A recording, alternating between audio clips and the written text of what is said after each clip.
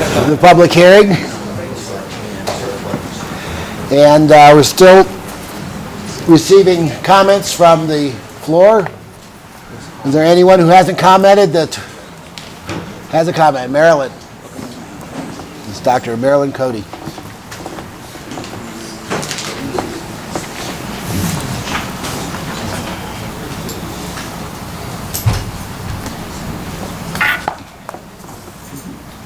Dr. Marilyn Coady, and I'd like to address the board and thank you for your time and listening to my comments. I'm going to read the letter that I sent you and then add a few additional comments if that's all right. Thank you. I would like to address the board regarding the proposed changes to the advanced practice formulary and training delineated in 16.4.15 NMAC. At the onset of my advanced practice training, it was designating as enabling DCs to give natural substances to their patients by injection or IV delivery. Shortly into the course, I realized by the comments of the doctors who were instrumental in spearheading the program that this was definitively not the true intent of their efforts. Their intent was and is to create, by state scope of practice expansion, another prescription drug delivery system via DCs. I would ask the board to carefully consider all the consequences of expanding the advanced practice formulary and determining the training as proposed. The Association of Chiropractic Colleges, the ACC, is comprised of the accredited chiropractic programs in North America and affiliate member institutions worldwide.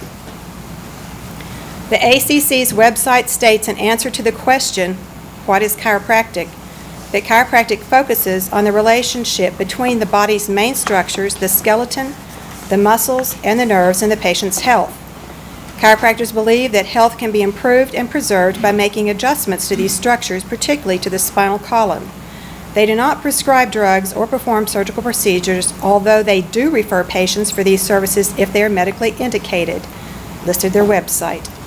The site goes on to say, most patients seek chiropractic care for back pain, neck pain, and joint problems. However, many patients choose a chiropractor as their primary care doctor because they prefer treatment plans that do not rely on medications or surgery. Palmer College of Chiropractic states the philosophy and tenets of chiropractic in its 2011-2012 catalog more explicitly. The Palmer view of chiropractic is that the body is a dynamic, self-regulating, and self-healing organism. As such, Palmer validates its orientation and focus on health rather than an orientation based upon symptoms and disease. Central to the Palmer philosophy is the removal of impediments to health through the correction of subluxations, thus normalizing the nervous system and releasing the body's optimal potential. There are some people inside the chiropractic profession that do not yet see the validity of the concept of a subluxation and its correction because they think it has not been scientifically explained and validated. Others see it as a useful therapy that needs the addition of prescription drugs to make it a complete system in order to treat disease.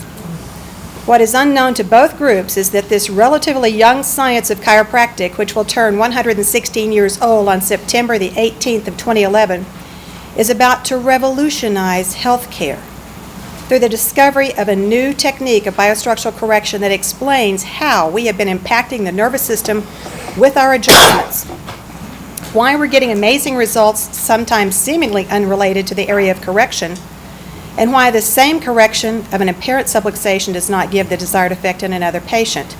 The concept of seeing the human body heal amazingly from various disease classifications when impediments are removed is not a misguided concept.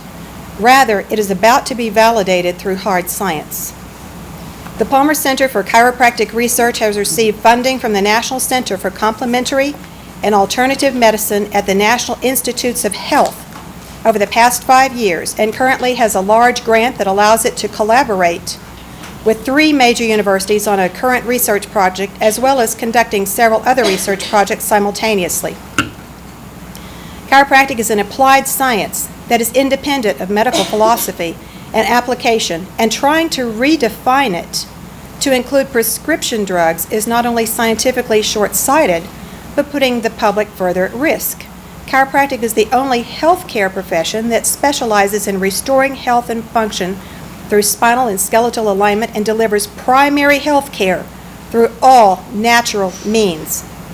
Osteopathy has manipulation along with medicine, and because the natures of these approaches are based on different philosophies, the manipulation has been relegated to an occasional therapy rather than a primary approach for improving health. No matter what combination of these approaches are attempted by varying professions, when it comes to an individual practitioner's office, you cannot use two different mindsets to approach the same problem and get the best results. A house divided against itself cannot stand. A mind divided between two healthcare paradigms will eventually prefer one over the other and will do the less preferred with less due diligence. When prescription drugs are really needed, we already have well-educated medical and osteopathy doctors and nurse practitioners who can fill that need.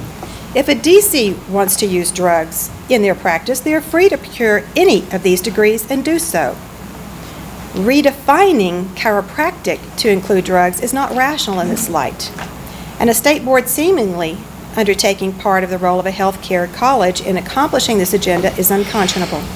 Furthermore, chiropractors prescribing drugs essentially tells the public that chiropractors have been wrong since the founding of the profession and that strictly natural health care is not effective and that only drugs can make it effective.